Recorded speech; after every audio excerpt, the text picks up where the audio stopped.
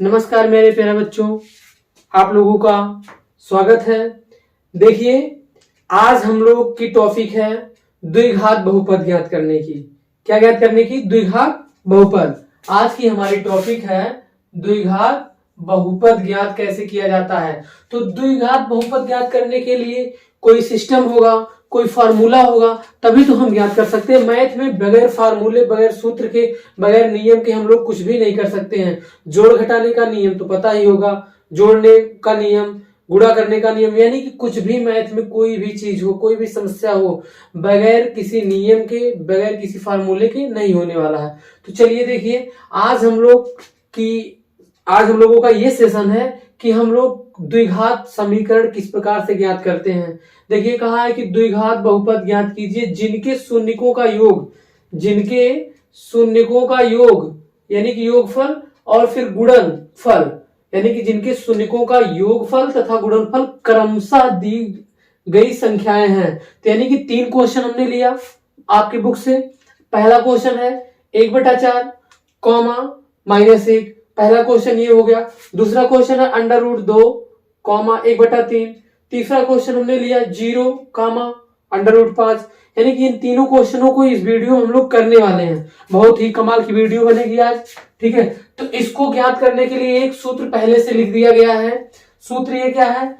x का square minus alpha plus beta, bracket में into में x है, और प्लस अल्फा इंटू बीटा।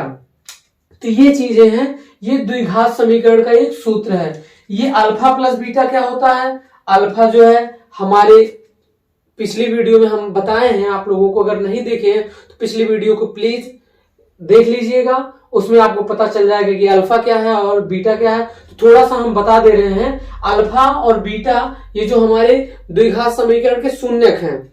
तो शून्यक हमें द्विघात समीकरण ही ज्ञात करना है। अगर द्विघात समीकरण लिखा रहता तो उसका गुणनखंड करके हम लोग x का मान 2 ज्ञात कर लेते, जो वही दोनों मान हमारे अल्फा और बीटा होते, ठीक। तो वही अल्फा बीटा मान यहाँ पे है। तो यानी कि शून्यकों का योग 1 दे रखा है। देखिए वहां पे कहा शून्यकों का योग तथा गुणनफल क्रमशः दिए गए हैं। तो ये शून्यकों का योग हो गया और ये गुणनफल हो गया। कहने का मतलब है ये 1/4 जो है अल्फा प्लस बीटा की वैल्यू है 1/4, और उसके बाद अल्फा इंटू बीटा, यानी कि अल्फा इंटू बीटा का ऐसे इंटू लगा दीजिए, बीटा का मान कितना? -1। ये चीजें आपको अगर पता है, देखो इस क्वेश्चन से हमें पूरा साफ साफ पता चल रहा है कि शून्यकों का योग बराबर क्या है? अल्फा प्लस बीटा बराबर 1/4 है, और शून्यकों का गुणनफल -1 है, ठीक। तो इसी द्विघात समीकरण के सूत्र पे हम रख देंगे। ये द्विघात समीकरण ज्ञात करने का क्या है? सूत्र है। ये हमारा फार्मूला द्विघात समीकरण ज्ञात करने का, बस इसी वाले फार्मूले पे हम रखेंगे, तुरंत आ जाएगा। तो चलिए, जहां पे अल्फा प्लस बीटा रखा गया वहां पे 1/4 रख देंगे, जहां पे अल्फा इंटू बीटा वहां पे हम -1 रख देंगे। तो मेन फार्मूला ये है। हम यहाँ पे सवाल को हल करेंगे, सॉल्व करेंगे। ये हो जाएगा, हल करेंगे जब इस सवाल को, पहले सवाल को, तो क्या लिखेंगे? x² minus alpha plus beta की जगह पे क्या लिखा? कोई 1/4, यहाँ हो जाएगा x, और यहाँ पे प्लस अल्फा इंटू बीटा का मान कितना हो गया? -1। अब बराबर में आप रख दीजिएगा 0, क्योंकि द्विघात समीकरण पे बहुपद ज्ञात करोगे तो 0 लिखना अनिवार्य होगा। आप देख रहे हैं ये हो गया x² माइनस x से करना x, ये x बटा कितना हो गया 4, और प्लस -1। इतना करके भी आप आंसर लिख सकते हैं, लेकिन यहाँ बटे में है इसलिए यहाँ पर /1 मान के, यहाँ पे /1 मान के आप लगाओगे इस सवाल को। यहाँ पे एलसीएम कितना हो जाएगा? 4। तो इसका गुणा इसमें करोगे, इसका गुणा जब इसमें करोगे तो 1 चौका मतलब भाग करोगे, 1 में 4 से भाग करोगे तो 4 बार जाएगा, तो हो जाएगा 4x²।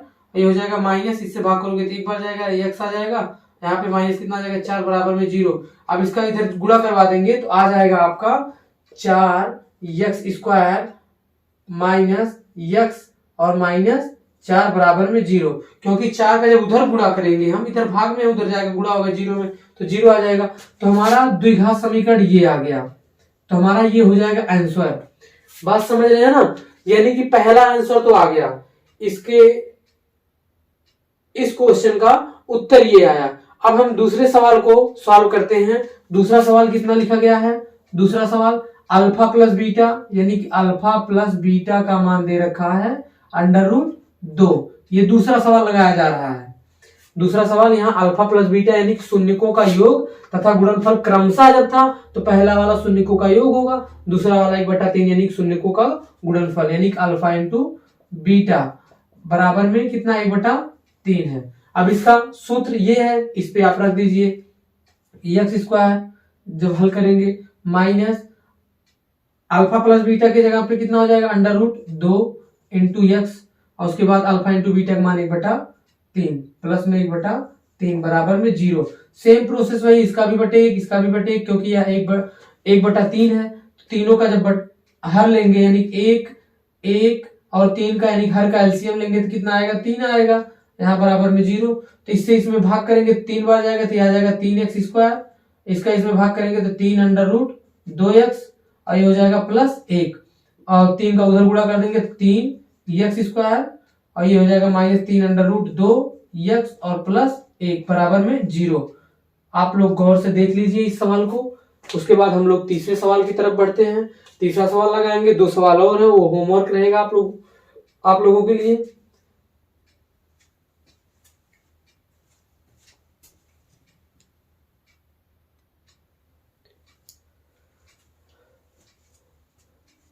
स्क्रीनशॉट ले लीजिए। चलते हैं इधर वाला साइड का मिटा दे रहे हैं और तीसरा सवाल लगाएंगे हम लोग।